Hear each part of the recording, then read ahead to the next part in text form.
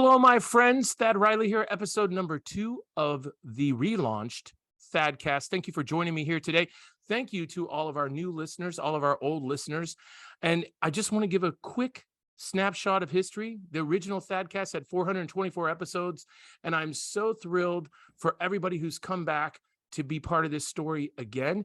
Now, I had taken a year off to run for governor here in New Hampshire, and we are back and badder and bigger and bolder than ever. And we are diving head first into this chilly lake today. It's not going to be chilly with my friend Jason Osborne, but it's fall out. And I got to say that, the dad jokes, the corniness of it all. But thank you for joining us here today. We're going to talk with my friend Jason Osborne. He is the majority leader of the House here in New Hampshire. And I want you to get to know Jason, and I want you to hear a little bit of his story today. So Jason, welcome to episode 2 here. Welcome to the ThadCast, sir. Hey, Thad, thanks for having me today. Absolutely. Absolutely. So if you live in New Hampshire, you may have heard Jason's name and seen some of the great work that he's done. And if you're not too engaged in politics, this is a great first episode for you to get to know someone and hear the story a little bit about what's going on. But it's fall, Jason. And did you do anything to celebrate fall today? I didn't celebrate other than I did add a few extra layers to my motorcycle gear today. It got a little chilly all of a sudden. So one day it was all sweaty and hot, and then the next day it's all chilly and cold, and the wind's blowing you all over the road, and it was a good time. So what is it like for people like myself who don't ride a motorcycle? What is it like with the wind? It is windy. It's it takes a little bit extra effort to hold yourself in the middle of the road when a big old gust comes along. And was your motorcycle riding something that you got into, or was it an inherited trait from family or friends? Or no, I had no one in my life growing up that rode. So I just I think I was 21, 22 years old maybe, and I said, hey, I'm gonna start riding a motorcycle now. And wow, good for you. I've always been a little I used to race BMX as a kid, and that career ended. I was plenty fast, but too many trips to the hospital. Ooh. And the last one was some major facial stuff, you can probably tell, and put my teeth through my lip and had a concussion. And my folks are like, he's too big, he can't do this. And I was like, yeah, I'm tapping out. I'm in high school now. And it was a clown show. So I've always felt like a motorcycle that would be what was it like your first time riding? What was it? Was it nerve-wracking? No, so I took the class, which I highly recommend everyone does, and yep. They kind of ease you through it over the course of a couple of days, and it was really no big deal. Amazing. Now, Jason, you live in Auburn, where you have Sharon, you have the 3 kids, and what is your favorite thing, or what do you love about being a dad? Just the weird stuff that comes out of their mouths. Right. Yes. I mean, just every single one of them has their own weird things that they've done over the years, and it's a little disappointing now. My oldest, she's 16 now, or about to be 16, and she's not a source of as much entertainment as she once was. So my 4-year-old is really into Twisted Sister now. And when her older sister was her age, she was more into like Veggie Tales and Winnie the Pooh. Yes. So that's kind of a whole different kind of thing with her. Is Dee Snider a Republican? I thought so. I know he's really not into Trump. I've discovered, but he is into free speech, and he's not one of these guys who tells people that they can't listen to his music if they don't share his politics. So. It's very interesting to see how a lot of rock stars with more of a more of a rock sound to them have tended to lean more Republican, at least being outspoken. The Ted Nugents, of course, I'm old enough to think about Ted Nugent as being a rock star. So that was my first concert, by the way, just for the record. Bad Company, which had Ted Nugent, Jack Blades of Night Ranger, Tommy Shaw of Styx, and they were phenomenal. I don't know if you not. That was I'm sorry, Damn Yankees. Excuse me, Bad Company and Damn Yankees. So that sounds awesome. It was pretty good. What was your first concert? Do you remember?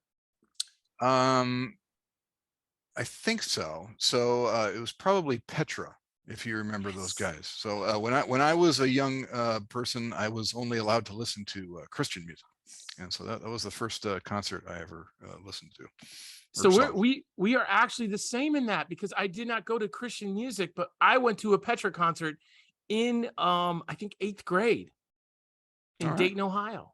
Wow. So that was it was More Power to You was the Oh my concert. goodness. Yeah, that was a long time ago. Yeah. Ancient of days we are. Yeah, Ancient of man. days. Yeah, man. I think wasn't I think I was only like 5 years old when that came out. Yeah. Wow. Oof, Well, getting old. yeah. Well, I'm 50. How old are you, Jason? 45. 45. So you're doing good. You're doing good. All right. So just we're gonna dig into politics soon enough, but I want to get to know Jason a little bit early on here. So tell us a little bit about, if you had a dream vacation right now, what would it look like? Or dream adventure. Well, I'd always wanted to go over to Ireland and rent a motorcycle and just cruise around over there. And in fact, right before COVID hit, I had planned on taking a month off and just going over there and hang out in London for a little while, getting a proper suit made on Savile Row, and then maybe going to Scotland and visiting some distilleries and getting that motorcycle in. And then COVID happened, and then none of us were allowed to go anywhere, and that just kind of ruined everything. I had a friend go to Scotland. He was there for 2 weeks. I don't remember the entire story or the incident. Something happened in a bar. I think he was a drunk back then, and it turned his whole life around. And I don't think he drank again, and everything changed in his life after living in a bar basically in Scotland for 2 weeks. So I don't know much about that story. That's pretty random for you there, man. But things apparently can happen in Scotland if you go there. Life-changing moments. So that may be a great trip. One day I'll get it on the agenda, I think. There, when you have all this free time. I mean, you're a dad, you've got a business, you've got all this stuff going on in your life, and you've got a lot of craziness going on with being the majority leader. That's my word, not Jason's. But I mean, that is not exactly something that people would say. That's not a small thing at all. That is a big responsibility and role. Not to pump it up too much, but I would say that's very much so. All right, one more question here. Everybody's got an unbelievable moment from their life, just something interesting, unique, different, or surprising. What would be yours? I got to. I can't talk about it right now, but I'll give you a teaser. Yes. In that I am currently in the process of filming a Netflix documentary about the answer to your question. And Okay. So sometime next spring, you'll all get to find out about that. So after all of that, will you come back on the ThadCast and we'll just do maybe a short interview and talk about this? Sure, why not? All right, I would love to hear that. By the way, I'll show you quickly mine. Did I tell you mine's a card trick? No. So I don't know any card tricks, but I went to a training, and it was years ago when I started in leadership with Verizon. And we were at this training, and you're sitting there. It's like a workshop feel, and you have a partner with you. And the instructor said, listen, we're going to take a 10-minute break. Here's a deck of cards. We're going to do something cool with them when I come back. So I grabbed the deck. I open it up. I peel the stuff, the wrap off of it. I start shuffling around like I used to play in hearts and junk like that, poker in college. And there's a girl sitting next to me, and I shuffle up the deck, and I said, you want to see a magic trick? Now, mind you, I know I don't know any magic tricks. I said, think of a card. And I said, okay, cut the deck. And I said, watch this. And I pull up the top card. I go, is that the card? And she goes, no. And I said, oh, I was just kidding. It's the bottom card. She goes, nope. I said, hold on, one more try here. And I cut the deck, and I pulled like a card up. And I said, how about this? And she goes, nope, that's not it at all. I said, all right, I don't know any magic tricks. I give up. What was it? And she goes, this is a 6 of clubs. So she takes the deck and she starts looking for the 6 of clubs. And people are starting to watch, and she can't find it. And she starts making a bunch of noise. She goes, what is going on? When I'd opened up the deck, somehow I'd left a card inside of the box, and it was the 6 of clubs. Oh my goodness. I opened up the deck. I pulled out the card. I showed it to her, and she looked at me and screamed, and the whole place went nuts. And they're sitting there going, this is the best magic trick we have ever seen. How in the world did you do that? And I'm sitting there like, I have no clue. And no one believed me. They all thought that no one believed me the whole week. And I'm just like, huh. But I don't know any magic. But that was the weirdest. That was my unbelievably weird moment. Anyway, so past all of that, this episode from now on is not about weird card trick stories for me. Let's dig into a little bit of New Hampshire here. All right, but before we do that, I want to talk to you nationally, because I don't know if you talk much nationally about politics in your life, because you're probably talking about New Hampshire so much. Do people talk to you much about? I know you're paying attention out there. Not as much as you might think. I kind of have given up on national politics, which is why I've hunkered down in this corner of the country. That's good. My entire focus is on New Hampshire and protecting our people from the predations of the federal government. Well, the good news is this. Okay, so this question should tie into it, though. What are the biggest issues that we face nationally? But what do you also potentially like that you see nationally? And this is a tough that part. Yeah, part two is like you can make any face you want on that. But what do you think our biggest issue might be? Our top two issues right now? Just rampant, out of control federal spending. Yes. Right. I mean, there's nothing that the government does that is not done with money that it has taken from you. Right. So, everything they do destroys the wealth of every citizen of this country. What was your reaction? Did you have a reaction when the loan repayment $10,000 thing went down? Probably not the reaction that you might think. I don't think it actually matters very much at all. That money was never getting paid back anyway. And these people are making $5 a month payments, maybe, and of course for the past 2 years they haven't been making any payments. Right. And so there's just more administrative headache dealing with those loans than there is any possibility of them ever recovering those funds. And not only that, as long as they keep that as an asset on the books, they can use it to borrow against, which just increases their spending. So this is small potatoes and maybe almost a distraction to what's really going on. Yeah, it may in the end save the taxpayers money. Wow. Which again, this isn't anything you will hear anyone talking about out in the open. It's just more one of those dirty secrets that I just happen to know because that was my industry for a long time. What do you like that you see? I know that's tough, but nationally, is there anything right now that you're like, that might be interesting? I love the national interest in education in terms of both choice and transparency. People are fed up with what their kids are being taught in school, and they want it to be better. And if they aren't going to fix the schools that they have, then they want to be able to choose different schools to compete. Yeah. Yeah. I feel that with my kids in the public school right now. I see what's going on, and you try to explain this to Democrats, like people, because most people who might be Democrat aren't even that engaged. Just like most Republicans who are Republicans, they don't know a lot of the details. But even my friends who are Democrats, when I start talking to them about what's coming home from school, what's really going on, they're surprised. The story is not out there on that side. They're just kind of following in line with party talk. The Republicans that I talk to are very much in line, including several teachers in the state of New Hampshire, which has surprised me, who have come to me that I've met throughout this campaign. So you're right on with what you're talking about. Yeah, I'm have been very surprised with the number of teachers that have reached out to me, thanking me and my team for what we're doing to protect them, because they do not want to be in that situation where they're expected to teach some of this bizarre content that is being thrown at them. Right. And then anybody who says it's not going on is missing the boat. So Good. All right. I'm trying not to sneeze. All right. We'll see if I edit. Probably won't even edit that. We'll be fine. All right.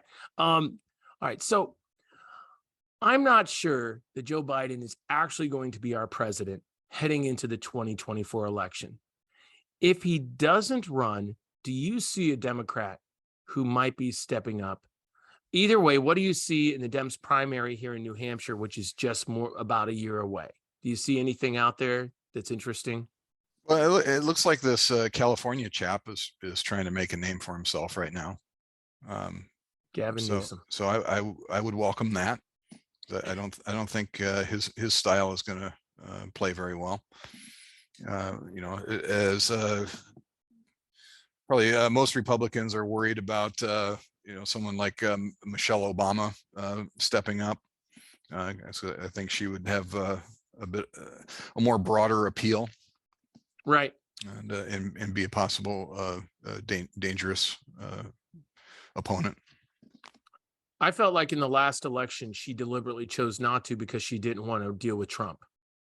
And that was from studying her, watching her body language, trying to figure out why she didn't run when obviously she would have been the front runner from the beginning. I felt like she just didn't want to deal with Trump. I don't know that, obviously, you know, not exactly in the inner circle, probably won't be soon.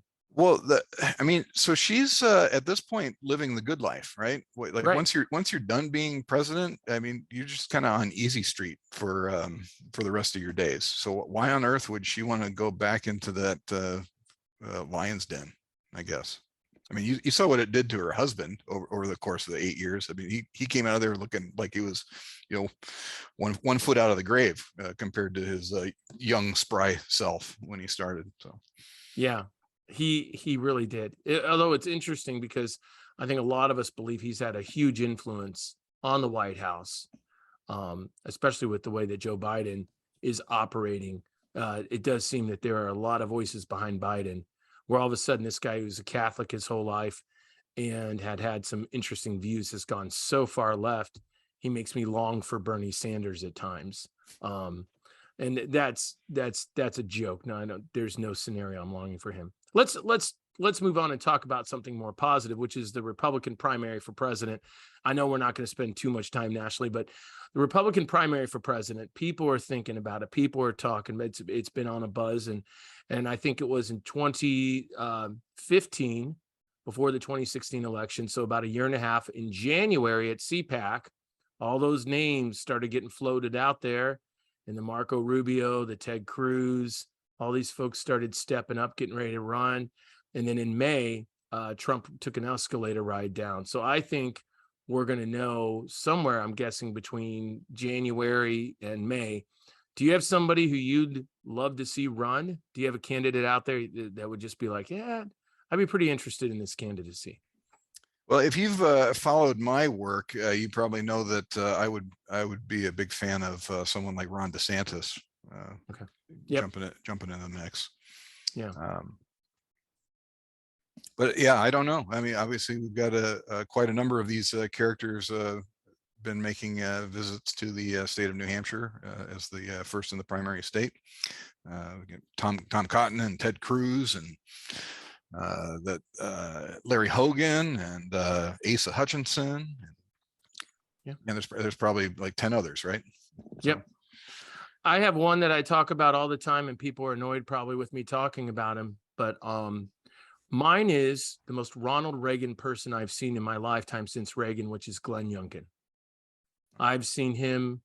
I watched his debates. I've seen him interact with people. He's a very, and even though he's a newer governor, he's got a 60% approval rating.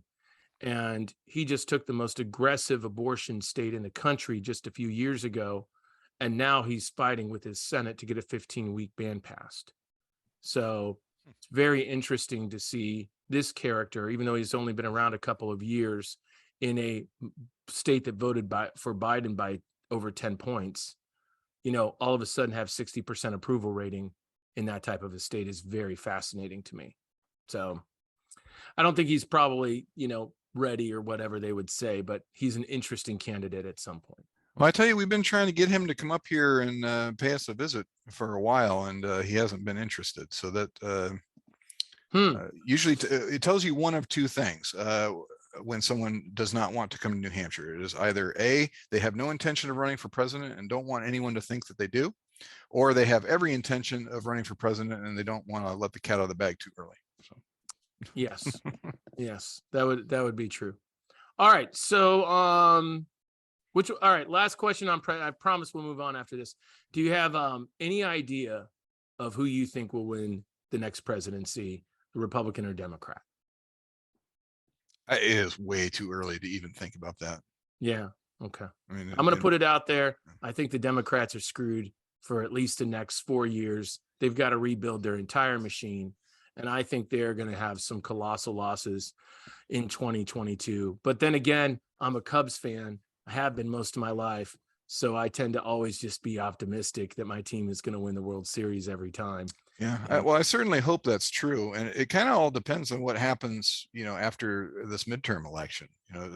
Yeah. I mean, assuming we're able to clean up like we should be able to, like, do Republicans have the wherewithal to do what needs to be done to recover from this nightmare that has been created for us? And Yeah. I don't know that they do, which is why I tend to really just not even bother paying attention to national politics, because I don't have any confidence that anyone is interested in solutions.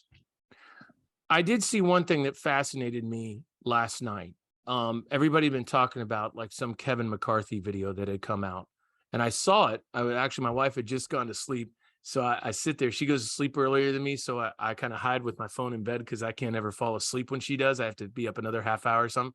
And I watched quietly this Kevin McCarthy video, and the shock for me was he has in 1994, reminiscing Newt Gingrich of 1994, he's got not the contract, not the 100-day contract to America. He's got the commitment to America.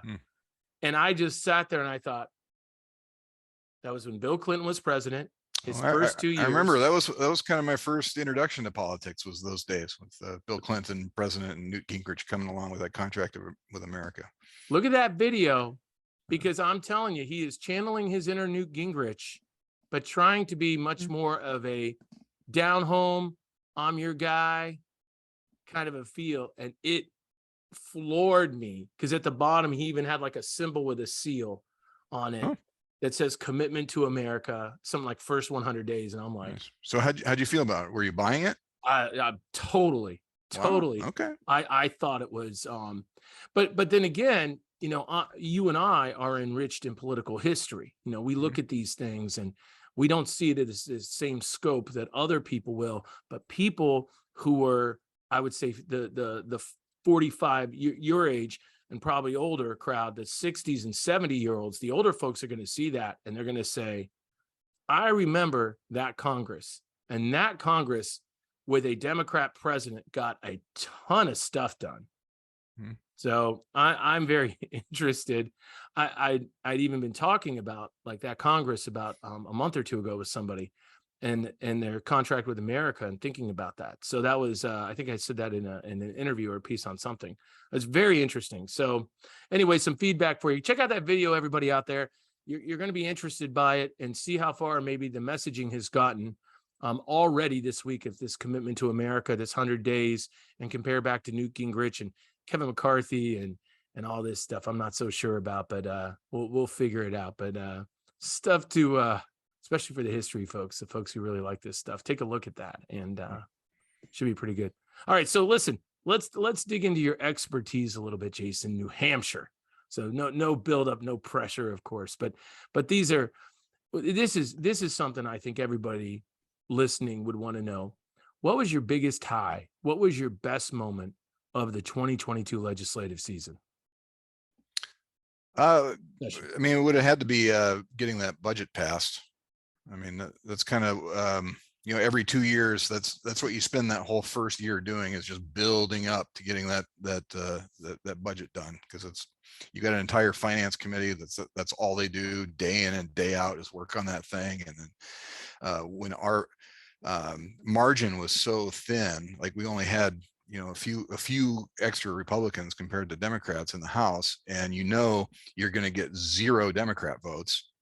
You have to get every single Republican vote, and just all the jockeying and dealing and promises and everything that you got to line up to make those votes happen. And it all comes down to one moment, and it either works or it doesn't. And it worked. So was there something within that budget, something specific that was just something that was really like right on for you, like you were fired up about the most? This may not be the answer you expect, but it was the property tax relief. Oh, So yeah. So I've been in the legislature since 2014, and every year I ask the question, why don't we just cut the property tax? Like, oh, you can't do that. That's for the schools. And well, why don't you just replace it with different taxes and then cut the property tax? You can't do that. You can't do that. So finally, in this budget, I asked the question again, and I asked the right person, and they said, oh yeah, sure, we can do that. and so we did. So we just cut $100 million of property tax. So that was about a third of the statewide property tax. We just cut it.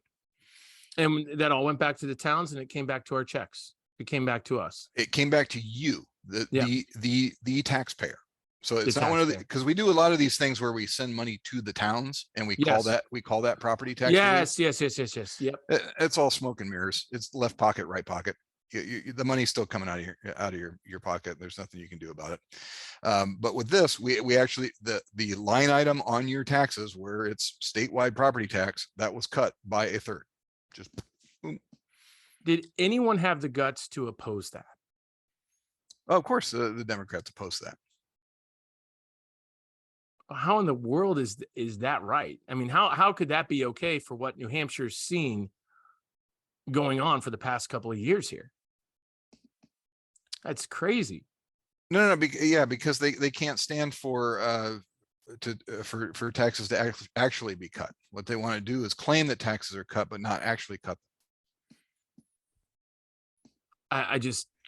So they want to create an income tax, for example, so that they can get rid of the property tax, and then call it relief, even though it's I not saw a tweet the other day from Tom Sherman saying he has never supported a state income tax. Didn't he sponsor the bill? I swear it's a tweet. If you go look on his Twitter, I blew that thing up. I'm like, you actually sponsored a bill, or were highly engaged in a bill to bring a so-called wage tax. Correct. So this is one of those, it depends on the definition of is, right? So yeah, they weren't pushing an income tax, but it was an income tax. Right. If that makes any sense, right? So yes, it was only a tax on wage income, not, other kinds of income, but it's an income tax, but not the income tax. When I read all these statements before the 2020 election that they were making, all this ballyhoo and stuff, for me, I was chair of the Republican committee. I was working with reps who were running, but my political involvement was always like as an outsider, as a dad, as a business guy. And I saw them sitting there redefining income as wage. And I said, most of New Hampshire doesn't care. You're taking money away from us. We don't do this.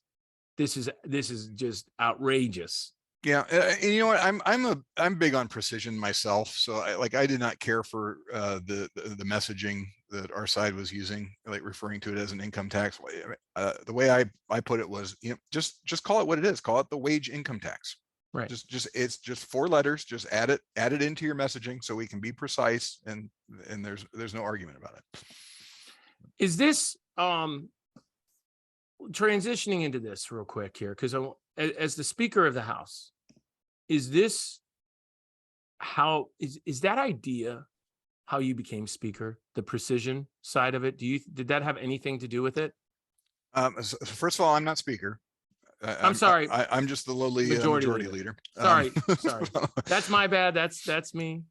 Sorry about that. No, I don't think that really has anything to do with it. I think the reason I have my job is just because I learned how to accept Republicans of all flavors.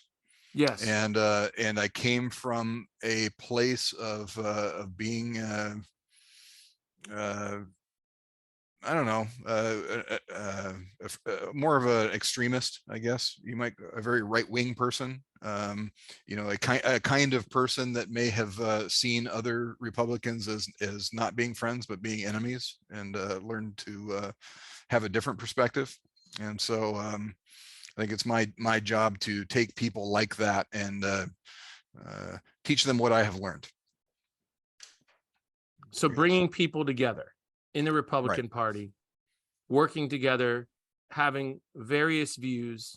And that's, I hear this from people in my town and traveling the state for the past year again and again. That is so important what you're doing, Jason, because people talk about the Republican Party and the differences that we have, the uniqueness, whereas the Democrats, they don't even have primaries. One of the reasons I read, and it's so true, Tom Sherman is screwed. And the reason he's screwed is he had no primary. There's no different thoughts. No one has ever seen him opposed on anything so far in this election season, the election season. He hasn't had to say a word. No one from his party has challenged him on an ounce of anything except he is the golden child. Maggie Hassan, Chris Papp, they don't have any primaries. Whereas we're fighting tooth and nail. I mean, the governor, he didn't show up at the debate for me, and I respect the governor for his position, and I appreciate his position. At the same time, I was throwing shots at him left and right. And there were times where he wasn't responding to my shot, but the subject matter, he would talk about different things that I was pushing out there at times. And maybe it wasn't me, maybe it was the media. I'm not trying to make anything of myself in that statement. I'm just saying he still had people against him. And because he's governor, he's always has people pushing on him pretty hard. So at least he comes in seasoned. People have seen him under duress. They've seen people challenge him and push him. The Democrats, you see this with the Republicans, you never see it with Democrats. True. Yeah. And again, when you're a governor, I mean, you're taking it from all sides at all times, all for 2 years straight. Like you don't even really need to campaign because your whole life is a campaign. Right. So, right. Totally. Yeah. Totally. I don't know. I tend to think that this primary thing hurts us more than helps us, particularly because of the late date in September. I tried to get the primary moved back to June, which the Senate pushed back on us on, and hopefully after seeing their own Senate president get taken down because of our late primary situation. Maybe they'll change their mind a little bit, and we can get that done this year, so that we can stop having this big fight that culminates in just only a month and a half of general election campaigning before getting beat by the Democrats, who didn't have to go through that process. Yeah. And I think it was Governor Sununu made the statement, I think, at the Unity breakfast about that he was going to endorse June. If that came before him, he would sign June. Yep. And then Joe Sweeney posted on Twitter the next day, I think he was working on something to get that bill. Yeah, he has already filed it.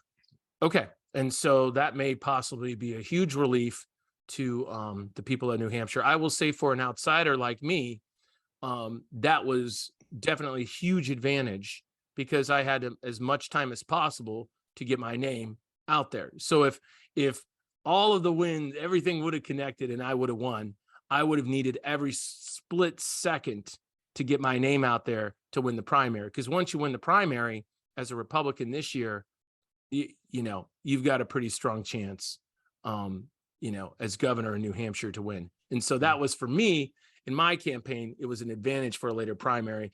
I don't think there's many people out there, many Republicans out there, that don't want to see this move to June sooner than later. So seems like a good thing. All right. So anything else on that, Jason? I don't think so. All right. Well, you kind of answered this one question with property taxes, but maybe around two with it. What should voters have been paying attention to in the 2022 legislative session that they might have missed? I might have missed. I don't know if there's any one thing in particular. I will say, I used to be an outsider, and now I'm not. And I remember when I was an outsider, I relied a lot on these scorecards that different groups would throw out. And now that I'm on the inside, I can see that those scorecards are really they don't tell the whole story at all. At all. And lots of times these scorecards are created by people who just who don't really have an idea of what was going on, why decisions were made the way they were. Maybe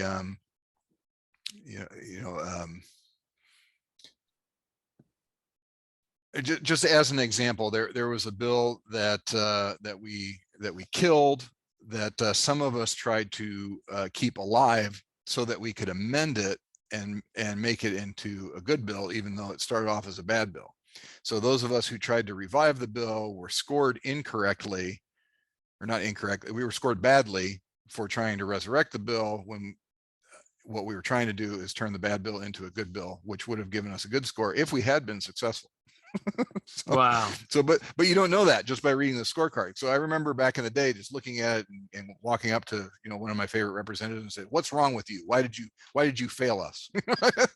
like they did something wrong, when in reality, I was looking at something that didn't tell the correct story. So Wow. so if you see something that you suspect is amiss, or something that you disagree with, you need to go tap that representative on the shoulder and ask them to explain themselves, because there may be an explanation that you're not seeing. That's one of the things that I've heard about again and again on the campaign trail. In fact, I'll share this just briefly. Is when I was first started running, I sat down for lunch with a guy, and he was a little bit wild, to say the least. And he talked for 90 straight minutes. But one of the things he said in there, he said, when a governor makes decisions, when a governor does emergency orders, and when he does mandates, I'm done. There's nothing I can say. There's nothing I can do. I'm just done.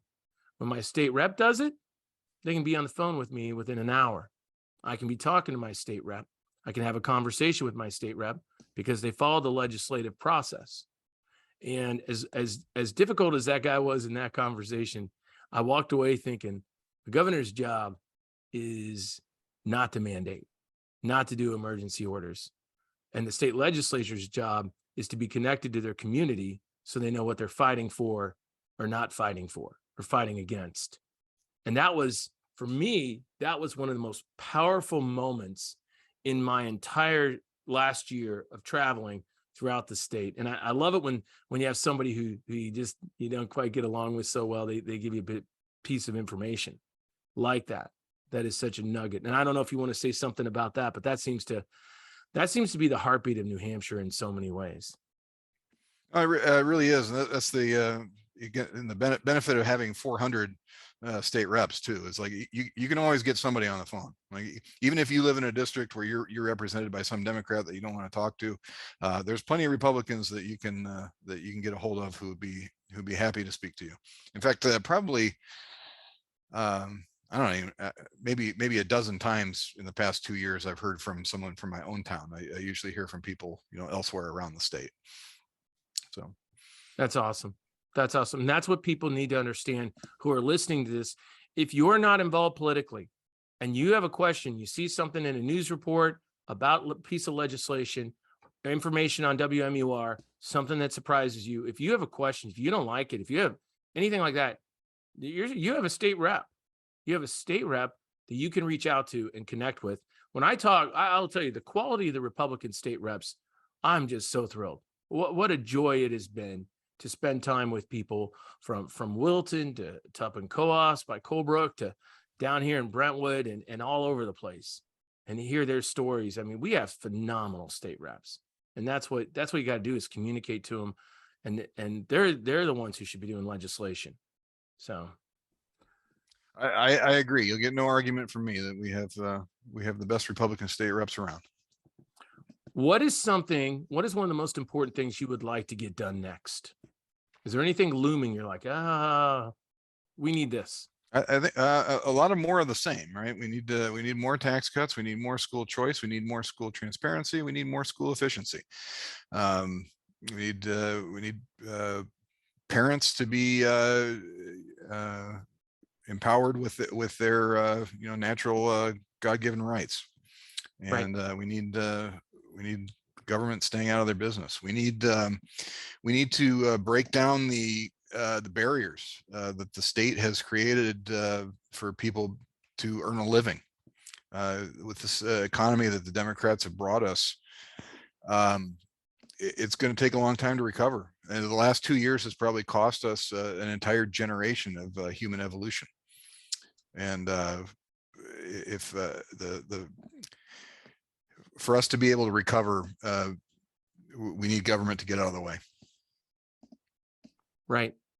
I think a lot of us have felt that. We've really felt that with the schools, with what you're talking about, the transparency, the big brother knows better feeling that we have. I'm from SAU 16, lawsuit capital of New Hampshire, where I'm constantly hearing stories from my children of things that go on in the bus and lunchroom, and it's all real. That's what people don't understand. They've got their heads in the sand, and they think that these things that aren't happening, they're totally happening. And Big Brother knowing better than us. Shame on Big Brother when they think that's the case. And, I've never seen so many links to communism in America as the past couple of years, almost feeling like, the picture of Joe Biden, almost this dictatorship vibe. It was not lost on us that that's what it has felt like with the government. And one of the most surprising statements that I think that came out of me on the campaign trail, and I would start off a lot of meetings when I didn't know the crowd, was I would say, government serves at the consent of the, and then people would just kind of murmur, people? And I would be like, okay, I want you to just pause. I want you to think about that statement, one, just for a second or two. Now I want you to answer me how your heart tells you. Government serves at the consent of, and it would just roar. There'd be some guy in the back who'd be sitting there. He probably had just finished his Schlitz beer at home, and he just came out to yell at somebody, and they would shout it out from the back, people, people, people. And when we look at New Hampshire, we have some hope. When we look at our country, we feel like it's just a simmering cesspool, and it's going to take a lot of work. So I'm afraid you're right. Yeah. Not to be hopeless. So I'm always about hope, but all right. So, hey, here's a little fun. What is your favorite or potentially most drama induced New Hampshire race that's going on? Not federal though. I want like state. Is there a state race that is very interesting?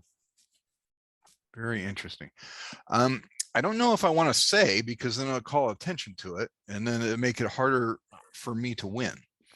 So I do have a couple, and maybe that's another one, but maybe we need to come back on election night and I can tell you, okay, this guy needed to go and that gal needed to go. And hopefully I can say we got the job done.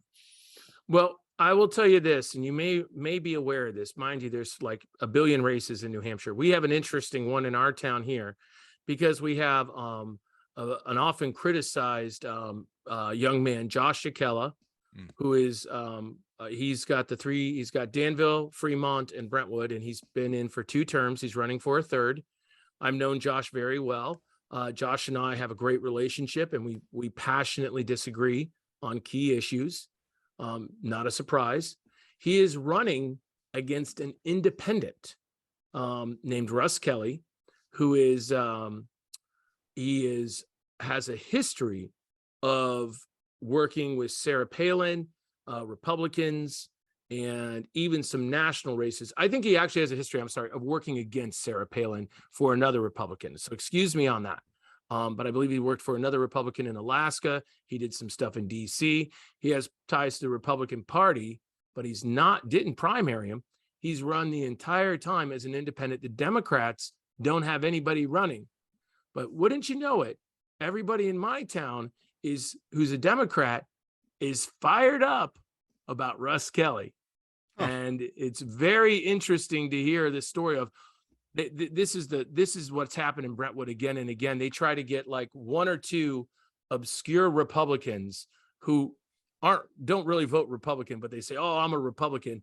And then they'll say, oh, this is a bipartisan group. That's what and they'll put this thing out. The Democrats every year, they do it for town elections, especially. They did it last year. This is our bipartisan coalition of candidates. And they beat our butts last town election. They just crushed us. We did not win hardly anything. It was a little bit of chaos. We had 2 Republicans running in the town elections for school board, like multiple people. If you added up the votes, the Republicans would have won if they hadn't been a mishmash, except for select board. So anyway, we have a very interesting race here with this independent who the Democrats suddenly love, who supposedly is a long-term life Republican, right? And then we've got Josh Akella, who tends to lean libertarian at times and has some unique views, but he's a Republican. He's running. So you don't have to comment on this. I don't want to put any pressure on you, Jason, but it's an interesting race with no Democrat at all and an independent. Yeah, I have been paying attention to that one, and I'm curious to see what comes out of it. And obviously, we'll be doing what we can to make sure our candidate wins. Yes, and we will here in town. We have worked hard on this, and I'm not technically involved, but behind the scenes, I've been working with the state reps here, and Melissa Litchfield is set to win here in again. She's a great candidate, and she will win again here in Brentwood, and she will beat Eric Turr, who is a nice neighbor who loses every election he possibly can as a Democrat. And his you do got to hand it to him for getting creative in a district that they wouldn't otherwise be able to win. Right? Yeah, and so we need to think about how to be that creative as well. Well, we got our tails kicked here in 2018, and we elected a very ultra leftist liberal as our state rep. And I had 2 daughters, and I was ashamed of our state rep and her views, and it was very discouraging, to say the least. And that's actually her election.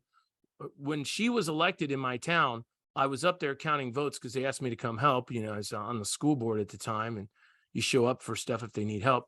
I was in the parking lot after she was elected, and I texted one of my buddies and said, we're launching the Republican Party in Brentwood. That was actually the start of the Republican Party in my town, was after this leftist who was crazy on her view, just crazy left. She belongs in California. She's out of politics. She's done. We're good here now. But holy cow, that was the moment where I was like, I cannot have somebody who behaves this way and has these aggressive leftist views. And she was there for 2 years. So I won't say her name because I've kind of said enough, but that was what launched us here. And so if you're listening and you see these elections and you don't want somebody to get elected, a Democrat not to get elected in your town, don't sit back. Go now. Give your candidate money, ask them what they need, put a sign in your yard, do whatever you can, text 10 of your friends, get these Republicans elected. So sorry for getting on my high horse there. Yeah, I mean, absolutely the most important thing you can possibly do is get out and knock doors. Yeah. For you grab your favorite candidate, whoever it is, even if you don't live in their town, you call them up and say, hey, I need to knock doors for you. What do I need to do? Yep. They'll give you literature, and they may go with you or give you a friend to go with you or something. But better than sending money or anything else you can do. Knocking doors wins. Any candidate who knocks the doors in their district wins. You heard it right here from the majority leader, who is not the Speaker of the House. Let me just correct that again. I'll tell you what, I need to sleep more, but I apologize for that, folks. Anyway, no problem. I don't mind the promotion. There you go. Hey, we're doing all kinds of things. President Jason Osborne here is next. And all right, so I want to know about the federal race. Is there one federal race you're sitting there, you're like, because they're right now in New Hampshire, we're probably the talk of the country, because we got 3 federal races right now that I'm really interested in. And I know a lot of people, the whole nation is watching some of these races. So any thoughts on those? I don't know if I have a favorite one of them. you know, they're all critical, I guess. I was interested in that UNH poll that had Bob Burns within 3 points of Annie Kuster. And Yep. I think I could have predicted that. Annie Kuster not very well liked right now. Yeah. So it'd be interesting to see how Bob fares in that race. And I've been, you know, I'm just going to say, when I've been with these candidates, I feel like more than their own families the past year. I see them everywhere. And I just want to make sure that I say this. Caroline Leavitt is fantastic. She's fantastic for New Hampshire. She's fantastic for what she represents. And her election will do things for the Republican Party nationally. Having a 25-year-old who is as just gifted as she is with people one-on-one and in front of people. So I can't say enough about her. I can't say enough good things about Burns. I can't say enough about Bulldog, but I love the idea of, and this is because I'm a dad to girls and boys, but I love the idea for my daughter, who is a senior at Exeter, to sit there and say, in 6.5 years, I could run for U.S. House of Reps and win. I love that. So, It was fun. Yeah, she absolutely does a great job on the campaign trail, and I'm sure she'll do well against old Pappas, who doesn't have nearly the level of energy that she does. well, he probably, that'll happen to you if you live in Washington, D.C. and stay there all the time. And that's what you see, is this lack of energy from the Democrats who are never here. Yeah, I got back to your previous statement about your daughter, and I don't know that I'd wish that on my daughter, having to go to the swamp at such a young age and just have their soul sucked out of them and crushed. Yeah, she may not be my kid who goes into politics, but she is also the one who is she's in all AP classes. So whatever she's going to do, I'm counting on that future income. Give me a beach house when I'm like 75 or something, because she's a wicked smart kid. She could do anything. They all could, you never know. So all right, hey, let's do some fun quick hits here at the end. All right. So here we go. And I may have to pause you if this gets interesting. Okay. What's your favorite movie? I'm going to cheat. I'm going to say The Lord of the Rings, all three. Whole trilogy. You can't really separate it out. Well, listeners to the ThadCast will know, and they understand this, otherwise they wouldn't be listening, that The Lord of the Rings, which I have probably seen 150 times, the extended versions, I will say, are the ones you have to watch, including all the documentaries. Jason Osborne's street cred with me has just shot up in one question. So you sat through all those documentaries too, huh? Yeah, I mean, multiple times. And the greatest. For years, every night when I went to sleep, I would turn on one of those and fall asleep to it. I had a point in my life where I had every line memorized from the movies, and we don't want to go back there again. No. But I could literally sit there and recite the lines with the actors. Yeah, so those came out while I was in grad school, and we had this theater in Arlington called I think it's called the Arlington Cinema and Draft House. Yes. So where you'd sit at a table and drink beer while you watch your movie. It was awesome. We went every single night and watched that movie. I remember I would just hit play on those things, and I was working like 60 hours a week at the time. My family would go to sleep at night, and I've only been able to sleep like 4 or 5 hours, and I would just watch them. Or I had to take care of everything at the house too. So I would clean, I would do laundry on my days off, and I would just pop the movies in and just listen to them. And that is how my 3 kids, before my wife and I got married, that's how my 3 kids grew up, is with these movies constantly playing in their home and the adventure of it all. And I even attempted to write a type of book like that. And I got about 170 pages. I had a whole outline of 3 books, and I lost it on a computer. Oh no. So everything happens the way it's supposed to. So here's a little known fact for people. So my oldest daughter is named Eowyn. Man, I'm telling you what, you know what's probably going to happen now is 30 years from now, Jason and I are going to be in the same nursing home watching these movies. Maybe Probably. 40 years. We'll do it though. If So we end up in the same have you one. been watching the new Amazon series? I have. I want to be ready to digest this in the right moment. And my wife and I are finishing The Blacklist on Netflix. And then once we get through The Blacklist, we're going to go ahead and move over to Lord of the Rings so we can go in together, digest them. And have you been watching? I have. Do you have an overall feeling? You won't ruin it for me. I won't ruin it for you. I don't think it's good. Okay. I mean, was- it doesn't strike Yeah. me as all crazy woke like the direction Disney's going, but it's just not good quality. That's too bad. That's too bad. You know that The Hobbit was probably one of the greatest disappointments in my life, for what the potential was. But Tolkien always was the master of building literature, within the literature. I mean, he continued to build these worlds, these races, these languages to the nth degree. And Peter Jackson did not shortchange in the first one, in the Lord of the Rings. In The Hobbit, he did. And I imagine that Amazon, whoever's doing this, did not totally engage themselves in the depth and the background of Lord of the Rings, which is what it takes to pull those series off. Yeah, it definitely has the feel of being produced by people who just don't care for the content themselves. Wow.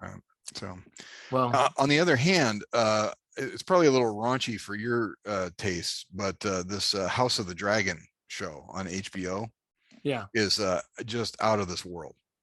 All right. Well, maybe we'll check that out. My wife and I may check that out, and we usually don't watch stuff if it's too raunchy, but you never know. We probably avoid it, but we'll see what she says. She's usually in charge. All right, here we go. All right. Favorite book. Would it be cheating to go back to Lord of the Rings? But on the fiction side, probably go there. Nonfiction, I would go with Human Action by Ludwig von Mises. Tell us about it. I've never even heard of it, I don't think.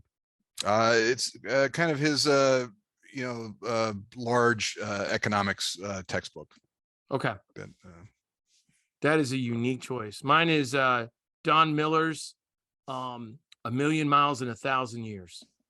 And it's taught me everything about this campaign that I ever needed. And I didn't realize it until I get started. The whole thing is about stories.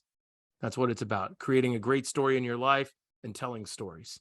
Huh. And it's incredible. Favorite band? Steely Dan. Steely Dan. You're a little young for Steely Dan. I am a little young. Yeah, I got turned on to it in college, and just the bizarre lyrics, the amount of imagination that it induced trying to figure out what the hell it all meant. And, yeah. And wow. just really interesting. So I've seen them live probably, I don't know, 5 or 6 times. Are they your favorite band in concert? No. I think I would go with Bad Religion for my favorite live band to see. I've seen Who's them the lead probably singer a of dozen Bad times. Religion? Greg Graffin is his name. Was he in another band after Bad Religion? No. Okay. In fact, they're still together. I mean, oh wow. Yeah, I think wow. 40 years or so. Yeah, so they're like 80 years old, still rocking. Still rocking. He's also put out a couple folk albums as well that are kind of interesting.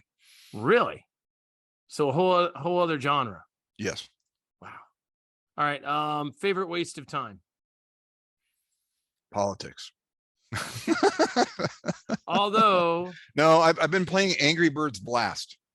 That's kind of what I do to just kind of put my mind on autopilot. Yeah, mine is I don't know if I should admit Pokemon Go. Oh boy. So I'm one of the highest levels, and so my wife and I use that as our way to kind of decompress. A couple times here and there, we'll just go play and be stupid with it. Yeah. So here's a little secret for your listeners. So if you're watching that the video of house sessions, and you got some Democrat up there droning on and on and on, and you see me on my phone, Angry Birds Blast is what's going on right there. Love it. Love it. I mean, that is amazing. That is amazing. That might make the news. All right, here. You have the opportunity.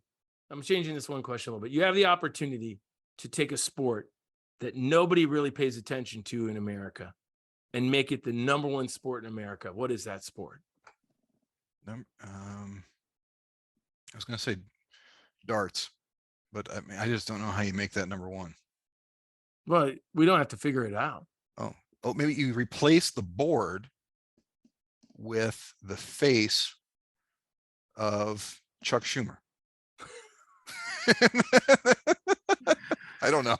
You could have Republican and Democrat sets that you sell, and Right. that might actually launch into some whole other things. I like watching some of those weird sports. Like sometimes, I was trying to figure out cricket a couple weeks ago, and I was just sitting there, I'm like, how's this thing even work? And I was watching, I'm like, man, it's going to take me too much time. So I think we'll just move on. I don't know if have you paid any attention to cricket? No, I've never figured that one out, but Yeah. I do. Do you ever turn on the ESPN Ocho? When No. they do that? Oh yeah, they have all these just bizarre sports on there, like professional tag and this thing called spike ball. Have you seen this? That. I've seen. I'd never seen this before in my life, but yeah, you stand around this little like tiny trampoline and just like bat a ball at it. Yeah. Weird. I mean, I would be horrible at tag. I'm sure of it. I would lose every time at tag.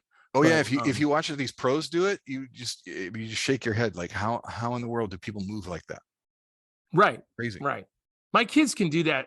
I have crazy athletic kids, and we have videos of them doing stuff. One of our kids jumped over a bush. The bush was it looked like it was about 12 feet long, and he did a flip, and his head scrapes the top of this bush that was about 6 feet tall. Wow. And we all just sat there like, we got weird videos of our kids who are athletic, who did not get any of that from me, by the way. That was we have none of that in my household. I don't know if we ever will have any descendants that participate in athletics. You never know. It can happen out of nowhere. My son, my oldest son, was a pudgy kid who sat around playing video games, and that's what he did in 8th grade, 7th and 8th grade. And I have family members like, oh, come on. I'm like, this kid likes football. He'll figure it out. I'm not putting pressure on him. He's learning how to, now he took that into computers. Now he's like builds NFT websites for businesses and stuff. And he just qualified for the powerlifting finals for America. So he became a huge athlete in about freshman year of high school. He started really working on it. So you never know. These kids all of a sudden find something they like, and boom. And it might be darts for you guys. Maybe. A new level of athleticism could be required. I think Jason and I are going to make some money off of this idea, and we'll get back to you on that when it happens. So get ready to invest a lot of money in a darts company that Jason and I will start, probably tied in somehow to Lord of the Rings, I would imagine. So, all right, listen, any closing thoughts here for voters? We've got a lot of people who are listening. Some of them are trying to maybe get engaged in these elections and stuff. And we talked about the door-to-door. That's your best way to support your candidate. Anything for New Hampshire, anybody listening, anything you want to close on? Yeah. And just talking to the people you interact with on a daily basis about the issues that we're facing. I mean, if you look at what these Democrats are running on, it's just all they've got is they want, unlimited abortions all the way till the day of birth. And that's it. That's all they care about. And then calling us extremists. Right. And when they, in fact, are obviously pushing the fringe agenda while we're working on common sense solutions. And, everybody knows that their pocketbook is getting destroyed by the price inflation that we're seeing, and it all comes back to Democrat policies, and government spending and the restriction of free enterprise. And we need to set this country back on on the right path. There's your talking points, folks. So here's what you do. Click back on that 30 seconds twice. Get your pen and paper out. Jot down a couple of notes. Tell your friends right there.